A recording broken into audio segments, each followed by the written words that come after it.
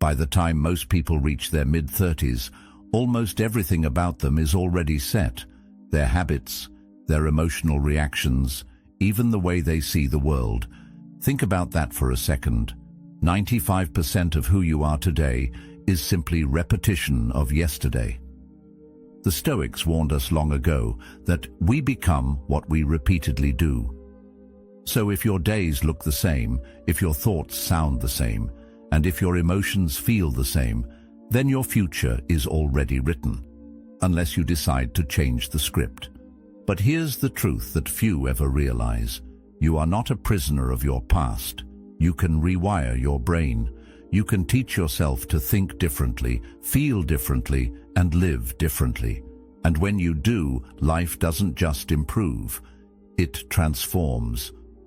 Today, we're going to uncover how you can finally take control of those thoughts and reshape the destiny they create. If you're someone who believes in growth, in freedom, in building a life of purpose rather than being dragged by habit, then this journey is for you. And if you want to keep walking this path of wisdom with me, consider subscribing. As a choice for yourself, a commitment to seek out knowledge, to practice self-mastery, and to live more intentionally each day. Every morning feels like a fresh beginning, yet most of us unknowingly repeat yesterday without even realizing it. The moment you open your eyes, the first instinct is often to reach for the phone.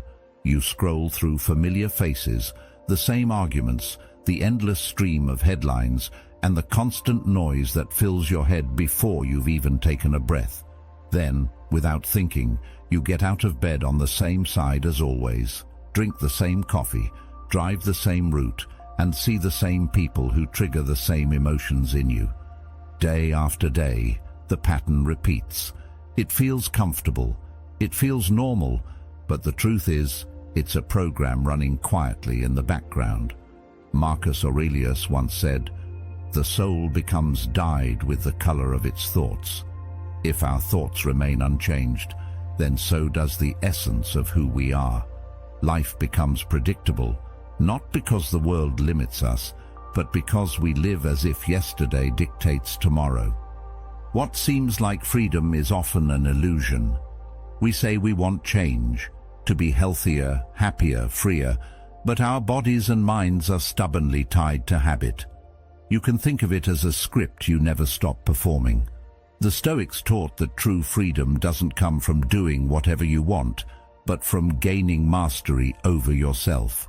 When you repeat the same emotions, the same responses, the same beliefs, your choices aren't really choices at all. They're rehearsals. Carl Jung warned, "Until you make the unconscious conscious, it will direct your life, and you will call it fate." Most of us call it destiny, when in reality it's just an unexamined program, one that makes us live the same life in slightly different costumes. The danger isn't only in the routine itself, but in the emotions we attach to it. Every memory carries a feeling, and when you begin your day by recalling problems or disappointments, you instantly drag the past into the present. The mind doesn't let go easily. It clings to what is known, even if what is known hurts you. Seneca once said, "We are more often frightened than hurt, and we suffer more in imagination than in reality." Those fears and sorrows from yesterday don't exist anymore, yet the imagination paints them vividly, and the body reacts as if they're still happening now. You feel the weight, you relive the sting, and before long, your state of being is once again colored by memories that should have been left behind. Think about how the cycle works. A single anxious thought sparks a physical reaction, tension in your chest, a knot in your stomach, and that reaction convinces your brain the thought was real. One feeds the other until it's no longer clear which came first. At that point, you aren't simply experiencing stress, you've become stress itself. This is why change feels so unnatural. It isn't just about breaking habits of what you do.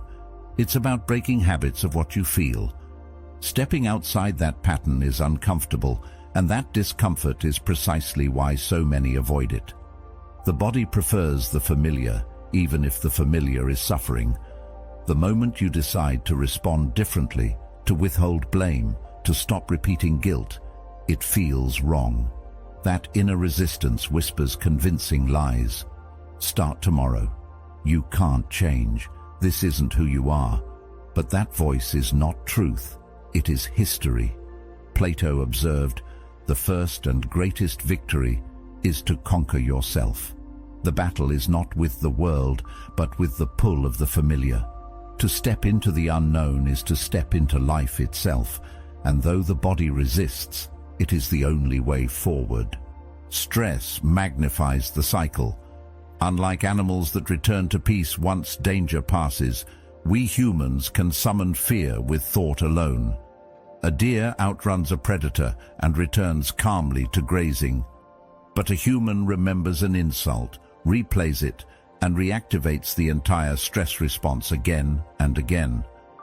The body, built for balance, cannot endure permanent emergency mode. Epictetus reminded us, it's not what happens to you, but how you react to it that matters. Most of us are reacting to what no longer exists, and in doing so, we create new wounds where none should be. Stress becomes not a passing state, but a lifestyle, and eventually a disease. Yet if thoughts can make us sick, thoughts can also make us well. The same imagination that chains us to the past can free us into the future. Your brain does not distinguish sharply between rehearsed action and lived experience. When you imagine clearly, when you feel the emotion of change before it arrives, you plant seeds in the soil of your mind. Over time, those seeds grow into new habits, new beliefs, new ways of being. Socrates once said, "The unexamined life is not worth living." To examine your life is to pull out the weeds of thought that no longer serve you and to make space for growth. Freedom isn't found in chasing novelty outside yourself, but in rewiring what's within. Each time you catch the cycle, the same thought, the same feeling, the same reaction, you're given a chance to choose differently. Small choices made consistently shift the program.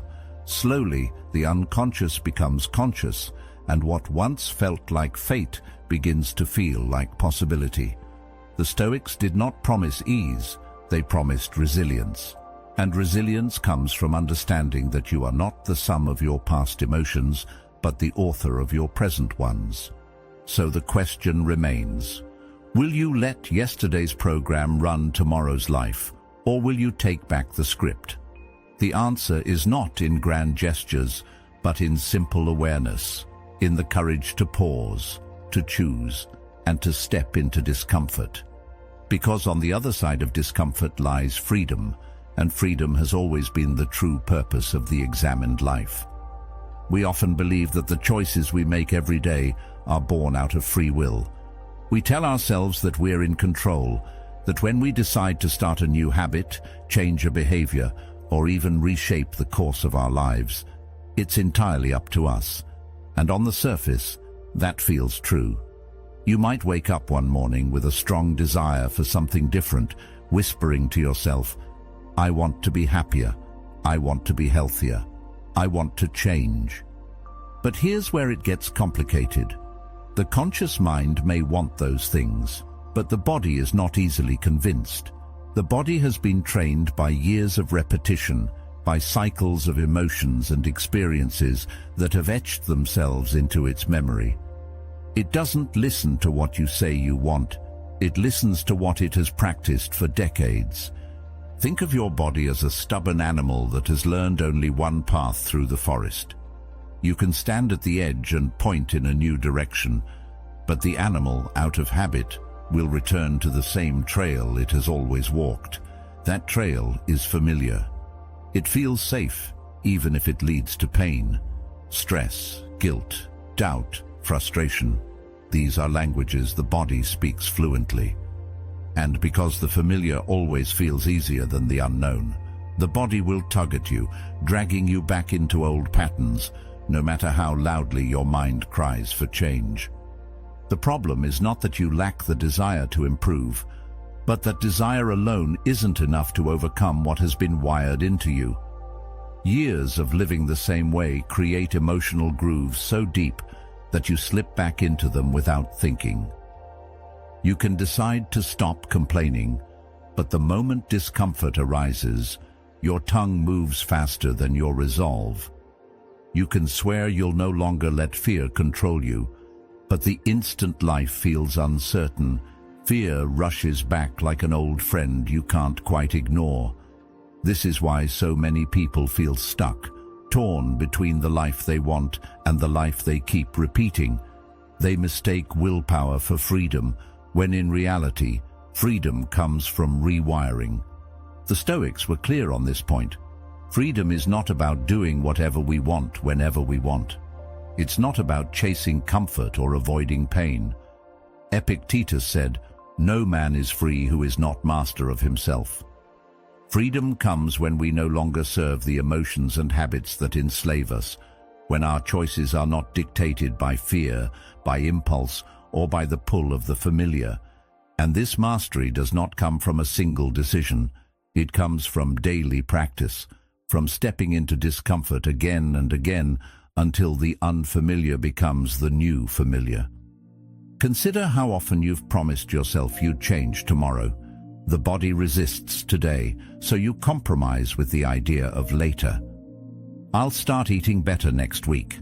I'll leave this toxic relationship after the next fight. I'll pursue my dream when the timing is right. But the truth is, tomorrow rarely comes. The program speaks with the voice of delay, convincing you that you'll act in the future while ensuring you remain trapped in the present. This illusion of free will explains why so many people wait for a crisis before they truly change. Pain jolts them out of the comfort of routine. Loss, illness, heartbreak, or tragedy shakes the body enough to allow the mind a chance to redirect it. But why wait for disaster? The choice to rewire yourself doesn't have to be forced upon you. It can be chosen in a moment of clarity, in the recognition that if you don't act now, the same patterns will rule the rest of your life. Seneca once said, "It is not that we have a short time to live, but that we waste a lot of it." Wasting life doesn't only mean idleness, it means repeating the same cycle until time has slipped away. What's difficult about this path is that it demands honesty. You must admit that the life you call your own may, in truth, be mostly rehearsed. That honesty is uncomfortable, but it is the starting point of freedom. When you feel the body pulling you back into anger, into self-doubt, into endless distraction, you must pause and see it clearly. You must remind yourself that this pull is not who you are, but simply the program doing what it knows best.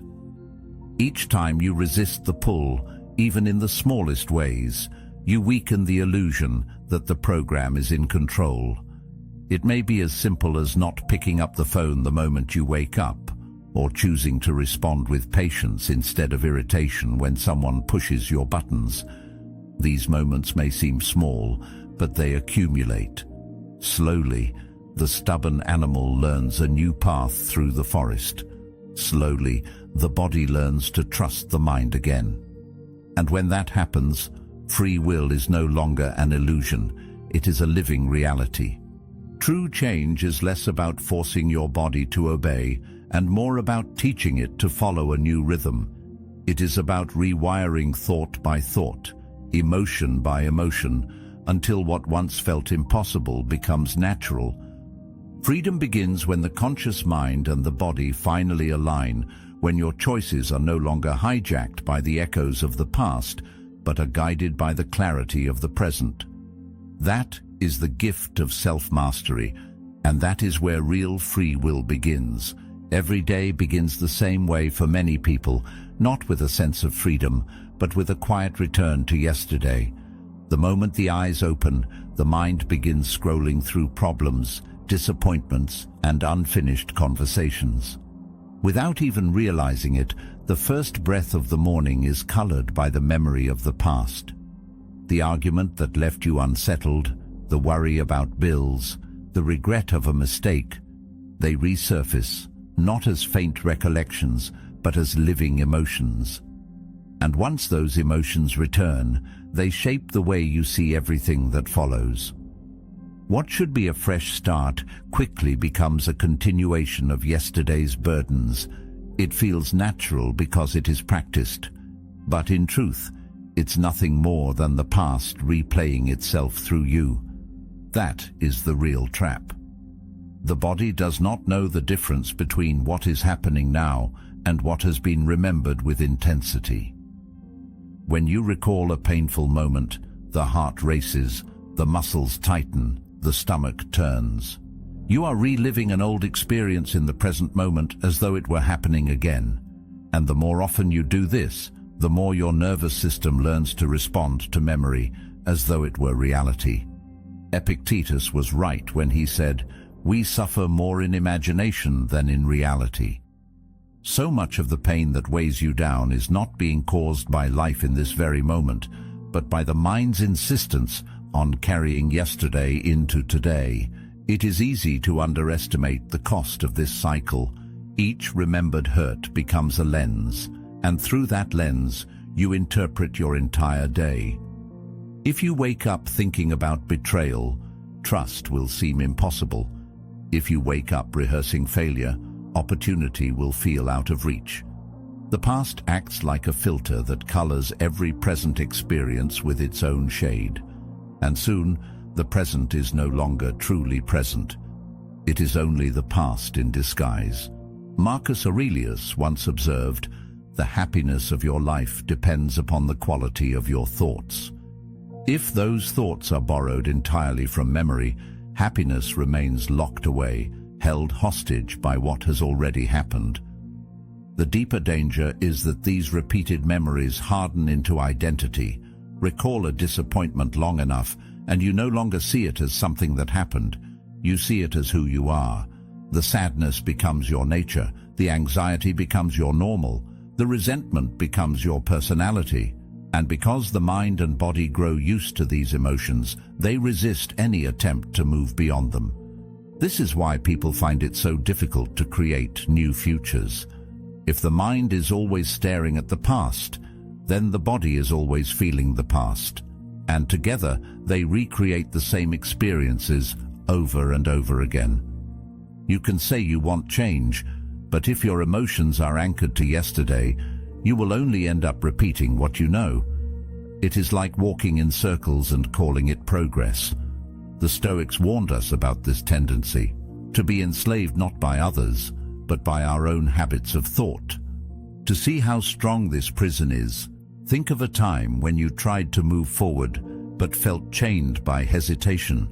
A person may leave a harmful relationship, yet still wake each morning with the weight of its pain. Another may step into a new opportunity, but carry with them the voice of doubt formed years before. In both cases, the past is not gone. It is active, it is alive, and it rules the present moment. The bars of this prison are built not of steel, but of memories rehearsed too often. And yet, this cycle is not permanent. Just as thoughts of the past can be replayed, thoughts of the future can be rehearsed. The brain cannot always tell the difference between what is imagined vividly and what is experienced. This is why envisioning a different life, one built on new emotions and new responses, can begin to rewire what feels automatic. The work is not easy because the past feels comfortable even when it hurts. Familiarity tricks us into mistaking suffering for safety, but growth demands discomfort.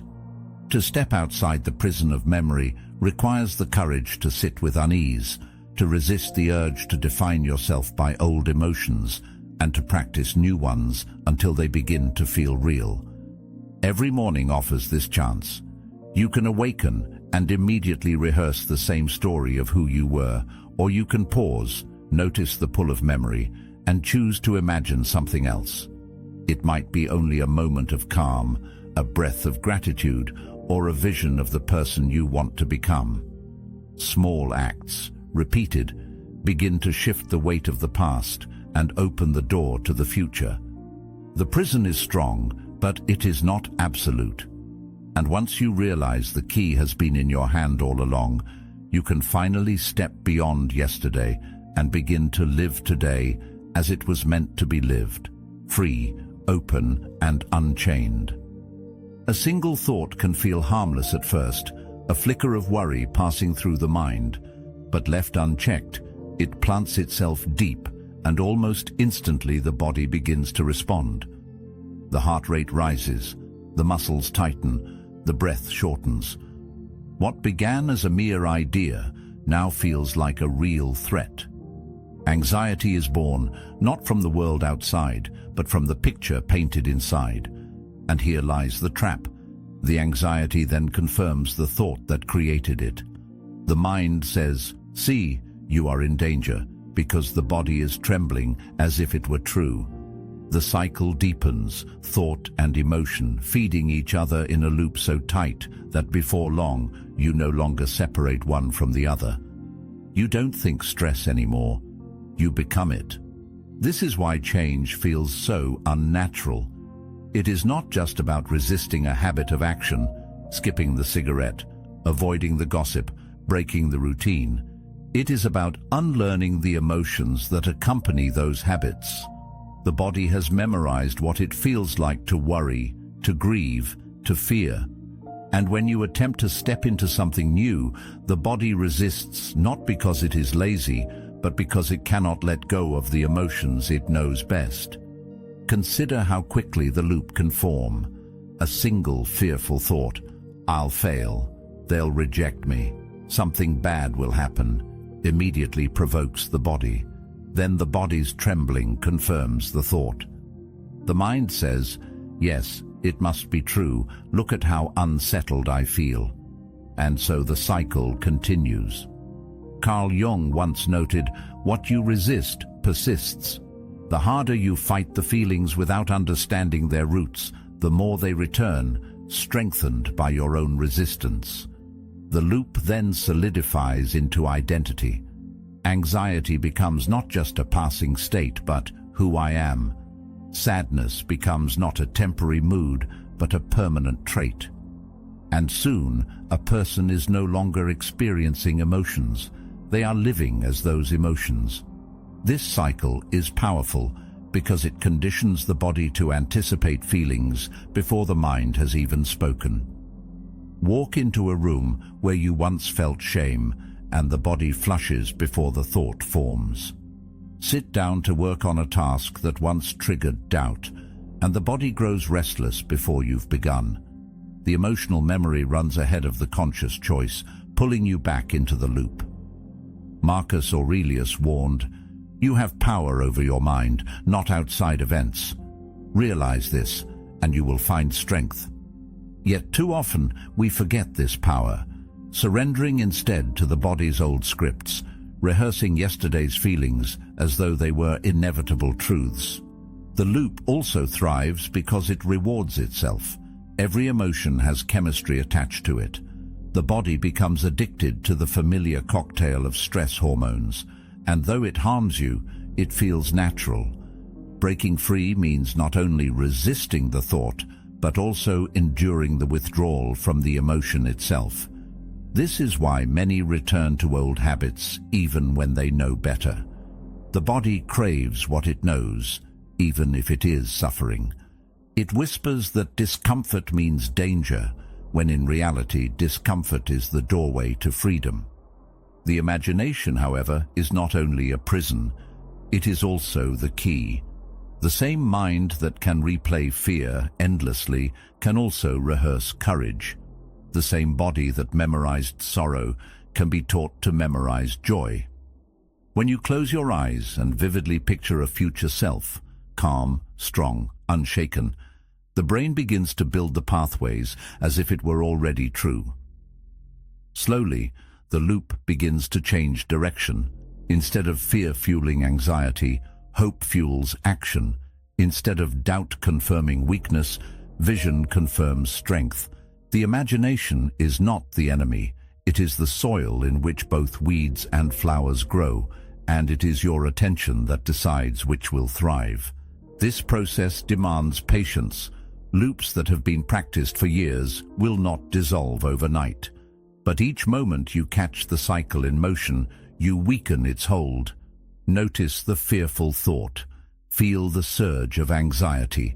And instead of letting the body confirm the lie, breathe and remind yourself that this is memory, not reality. Socrates once said, "The secret of change is to focus all of your energy not on fighting the old, but on building the new." You do not break the loop by wrestling with it endlessly. You break it by redirecting your focus, by teaching the body new emotions until the old ones fade from disuse. The emotional loop can feel like a cage, but it is not made of unbreakable steel. It is built of habits, and habits can be changed.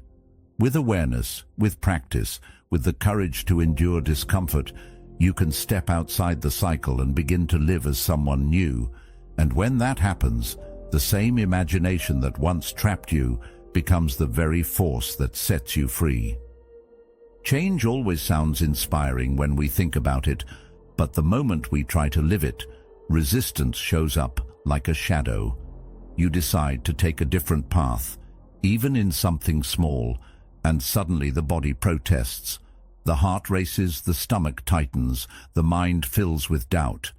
A whisper surfaces almost immediately. "This doesn't feel right. Start tomorrow. You'll never change."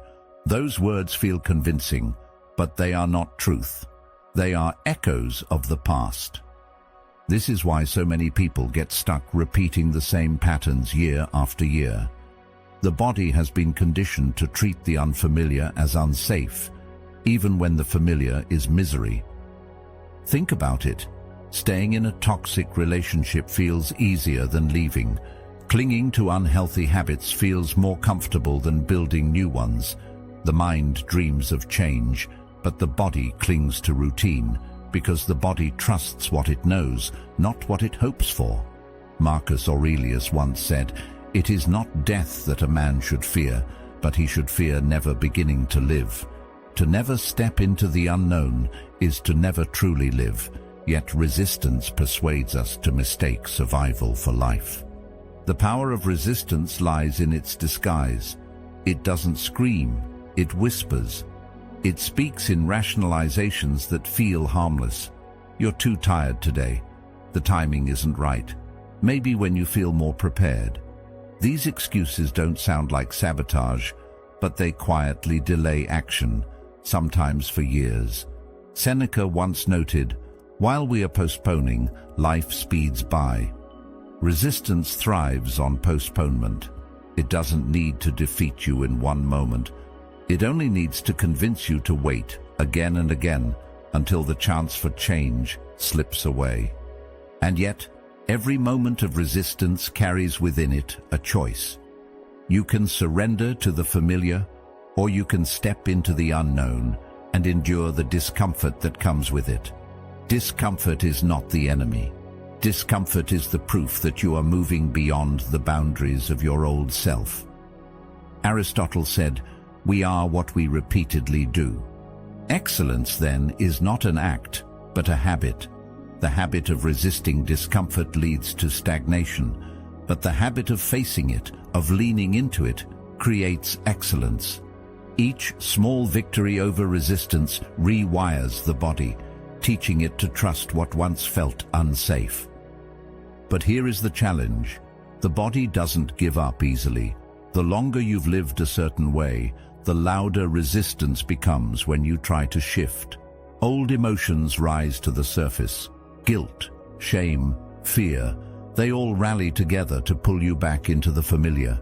It feels as though you are betraying yourself, but in truth, you are only betraying the version of yourself that has kept you small.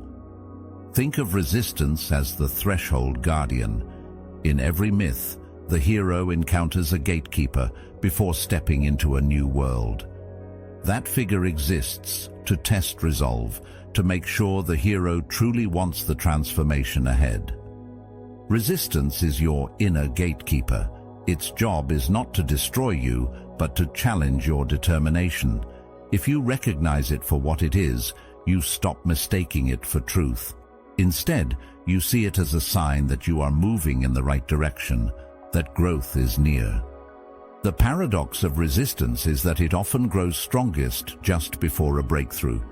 When you are closest to change, the pull of the familiar feels most intense. The body begs to return to what it knows. The mind invents reasons to stop. But if you can endure this moment, if you can breathe through the panic, quiet the excuses, and take even a single step forward, the hold of resistance weakens. Each time you push past it, the unknown becomes less threatening, and the familiar loses its power over you. Over time, what once felt impossible begins to feel natural. The new becomes familiar, and resistance fades, but it never disappears completely. At each stage of growth it returns, whispering again, testing again. That is not failure, that is life. The work of change is not about eliminating resistance, but about building the strength to move forward even when it appears. In that way, resistance transforms from an enemy into a teacher, reminding you that every step into the unknown is a step into becoming more than you were before. So the next time you hear that whisper telling you to wait, to quit, or to stay where you are, recognize it for what it is, the voice of your past trying to protect itself. You are not that past anymore. You are the possibility of what comes next. And the moment you choose to act despite resistance, you reclaim your freedom and step into the life that was waiting for you all along. Stress was never meant to be a permanent companion. In nature, it exists as a short burst of energy, a survival tool designed to protect life in moments of danger. Picture a deer chased by wolves. Its body surges with adrenaline, every muscle primed to run. When it escapes, the event is over. The deer returns to grazing, its body restored to balance. That is how the stress response was designed: temporary, purposeful, and then released. But human beings complicate this design. Unlike the deer, we don't need predators to trigger stress. A single thought, an old argument replayed in the mind, or even the memory of a failure can activate the same survival response. The body doesn't know the difference between real danger and imagined threat. And so, many of us live in emergency mode not for minutes, but for days, weeks, and even years. This constant state of alert may feel ordinary because it has become familiar, but it is anything but natural. No system can survive in crisis mode forever. When the body is flooded with stress hormones, the immune system weakens, digestion falters, and sleep loses its depth. The very functions that keep us alive and healthy are sacrificed for the illusion of survival. Marcus Aurelius once said, "If you are distressed by anything external, the pain is not due to the thing itself, but to your estimate of it." The weight of stress doesn't come from the world alone, but from the meaning we give to our thoughts and memories. We choose, often unconsciously, to live as though danger never ends. And when danger never ends, life itself begins to shrink. Instead of enjoying moments of peace, we scan constantly for problems. Instead of resting in the present, we anticipate the next crisis. This is why people wake up already tense, why their shoulders ache by evening, why their nights are restless. They are living in a body convinced it must always be ready to fight or run. The Stoics called us to live in accordance with nature, but there is nothing natural about a body locked in permanent combat with itself. Seneca warned, "He suffers more than necessary who suffers before it is necessary." Stress makes us suffer not only during real hardship, but in anticipation of hardships that may never come. Think of how often stress arises, not from what is happening now, but from rehearsals of what might happen. You remember a conflict at work, and your body relives it. You imagine an argument with a loved one, and your body prepares as if the words were already spoken. Even traffic jams, financial worries, or the smallest inconveniences trigger reactions far out of proportion to the moment. Carl Jung once observed, "Neurosis is always a substitute for legitimate suffering." Much of our modern stress is this very thing, suffering created to fill the silence, a reaction to imagined threats, while the real challenges of life go unattended. Over time, stress becomes more than a reaction. It becomes an identity. People describe themselves as anxious, overwhelmed, burnt out, as though these states are permanent labels instead of temporary imbalances. This identification makes escape even harder. When the mind believes it is stress, the body complies.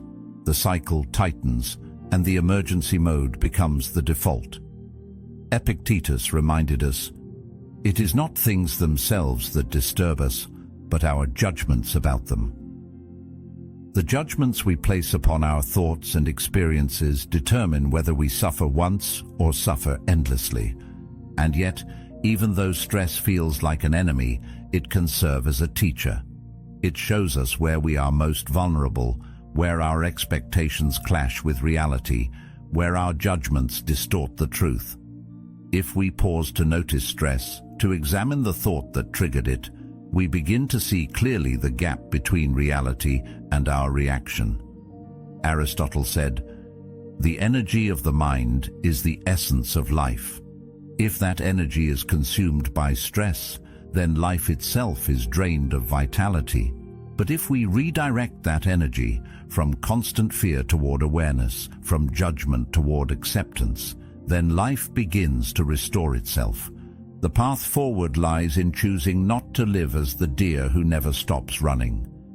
Stress will always visit us, but it doesn't have to own us. Nature intended for balance to follow disruption, for calm to follow chaos. The more we honor that rhythm, the stronger we become. Resistance to this truth weakens us.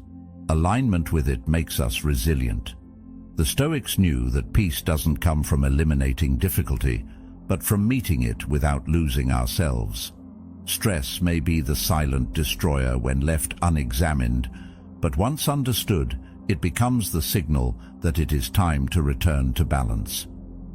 So when stress next rises, notice it. Recognize that it is not a command but a signal, not a destiny but a choice. You can feed it with more thoughts and more fear, or you can pause, breathe, and allow the body to return to its natural state. The wolves you are running from exist mostly in the mind, and once you see that, you can stop running, step back into the present, and begin living in the freedom that nature always intended. If the past feels heavy, it's because you've been walking through a garden that hasn't been tended in years. Every grudge, every regret, every repeated memory of failure is like a weed that has been allowed to spread unchecked. The longer it stays, the deeper its roots grow, until the garden no longer reflects possibility, but only the shadows of what has already been. To move forward, those roots must be pulled. Not with anger, not with resentment, but with awareness. You see them for what they are, leftovers of a story that no longer serves you. Marcus Aurelius once said, "A man's life is what his thoughts make of it." If your thoughts are weeds, your life becomes overgrown. If they are seeds of strength and vision, your life becomes a field of growth. The process begins not with planting new ideas, but with preparing the soil of the mind. You cannot sow fresh seeds while bitterness and self-pity still choke the ground. Awareness is the spade that breaks the soil open. It means noticing when old patterns return, when the mind clings to blame or replays wounds. It means refusing to water what you no longer wish to grow. This work can feel uncomfortable because the familiar weeds often disguise themselves as identity. I am my anger, I am my failure, I am my guilt. But Carl Jung reminded us, I am not what happened to me, I am what I choose to become. The act of uprooting is the act of reclaiming choice, of refusing to let yesterday's identity dictate tomorrow's growth. Once the soil is cleared, planting begins, and what you plant matters. Each thought is a seed. Each vision of yourself is a seed. Each rehearsal of a different reaction, a different way of being, is a seed. The brain does not sharply distinguish between imagination and lived experience. When you vividly picture yourself calm in a storm, patient in conflict, or confident in challenge, your brain begins wiring pathways as if it were already true. The rehearsal becomes practice, and practice becomes nature. Seneca observed, "Luck is what happens when preparation meets opportunity. Rehearsal is preparation. The more you practice being who you wish to be, the more ready you become when life gives you the chance to live it. It is not enough to plant casually. Seeds require care. They require repetition, patience, and nourishment. Just as weeds do not vanish in a single pull, old habits return unless you remain watchful. The garden of the mind thrives on consistency. The beauty of this practice is that it transforms imagination from a source of fear into a source of freedom. Earlier in life, imagination may have replayed failures or magnified fears. Now, it becomes a stage for rehearsing strength, for living tomorrow before it arrives. Epictetus once wrote, "First say to yourself what you would be, and then do what you have to do." This is the essence of planting the future, to decide in advance the shape of the person you wish to become, and then to live each day as practice toward that vision. But planting the future requires patience with imperfection. Not every seed grows at once. Not every day feels victorious. Some mornings, the old weeds return, whispering that nothing has changed. This is natural. No garden transforms overnight. The discipline is not in demanding immediate results, but in trusting that repetition will bear fruit. There will be setbacks, days when you feel yourself slipping into anger or doubt, moments when the weeds of the past push through the soil again. But even this is part of the process. Every act of awareness, every time you pull a weed, you strengthen your ability to grow. Over time, you notice the weeds less, because the seeds you planted now bloom stronger. What once felt forced begins to feel natural. What once felt like effort becomes identity. In this way, planting the future is not a one-time act, but a lifelong practice. It is the daily decision to see yourself not as the product of your past, but as the gardener of your becoming. Each thought, each choice, each rehearsal is another seed. And with enough patience and care, the garden of your mind reflects not where you've been, but where you are going. The past may be full of weeds, but the future is always fertile ground waiting for you to plant something new. Freedom is a word that sounds beautiful, but living it is far more demanding than we often admit. Most people imagine freedom as doing whatever they want, whenever they want, but the Stoics understood it differently. They knew that freedom was not the absence of obstacles, but the mastery of oneself in the face of them. It is not about comfort, it is about resilience. To rewire your brain is to accept that discomfort is part of the process, that growth requires stepping outside of the familiar and into the unknown. This mastery begins with something deceptively simple, the refusal to let old emotional reactions rule your present. Think about how many people let a single moment of anger, sadness, or fear shape not just a mood, but an entire day. Then, when repeated, those moods turn into temperaments. Over time, those temperaments harden into traits. The person who once had a passing frustration becomes known as bitter. The person who once felt anxious becomes defined as anxious. This is how identity is formed, not through conscious choice, but through repeated surrender to reactions. Seneca warned, He who is brave is free. Bravery here means not letting the storms of emotion dictate the direction of your life, but instead having the courage to shorten their grip and return quickly to balance. Of course, this work is not easy. The past clings tightly, whispering to you in the form of old habits and familiar pain. Resistance rises the moment you attempt to act differently. But Carl Jung observed, there is no coming to consciousness without pain. To rewire your brain is to endure the discomfort of change, to sit with the unease that comes when you no longer give in to the emotions that once defined you. It is in those very moments of struggle that the brain begins to learn a new way of being. Each time you resist the pull of the past, even for a few seconds longer than before, you carve a path toward freedom. The work of freedom is not grand or dramatic. It is found in the smallest choices, repeated daily. Choosing not to react in anger when provoked. Choosing to breathe before speaking. Choosing to notice the voice of doubt without letting it decide your actions. Over time, these small acts accumulate, rewiring the brain to respond differently. But what does it mean to live forward? It means allowing the mind to guide the body instead of the other way around. It means creating a vision of who you wish to be, rehearsing it in thought, and then aligning your actions with that vision until it becomes your nature. And yet, freedom is never final. It is not a prize you win once and keep forever. It is a practice, renewed daily. Just as weeds return to any garden left untended, old habits and emotions will try to creep back into the mind. The work of freedom is the work of vigilance, noticing when you are slipping back into old loops and choosing again to return to the present.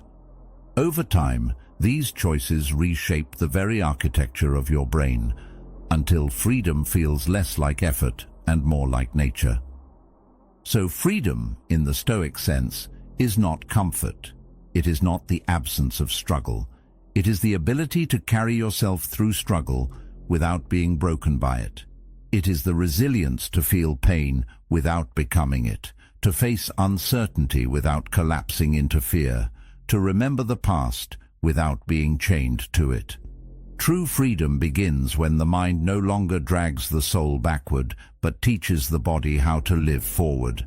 And once you taste even a small measure of that freedom, you realize it was never about escaping life, but about finally living it as it was meant to be lived, with strength, clarity, and the courage to be fully awake. Freedom is not waiting somewhere in the distance. It begins the moment you choose to no longer be ruled by the past. Every thought you guide, every emotion you shorten, every habit you reshape is proof that you are stronger than the program that once held you. The Stoics reminded us that the true measure of a life is not comfort, but resilience. Carry that with you, and you'll discover that the future is not something to fear. It is something you are planting right now. If this message spoke to you, stay with us and watch one of the suggested videos on your screen to continue this journey of self-mastery and growth. Thank you for being a part of Stoic Journal. Your path to freedom is only just beginning.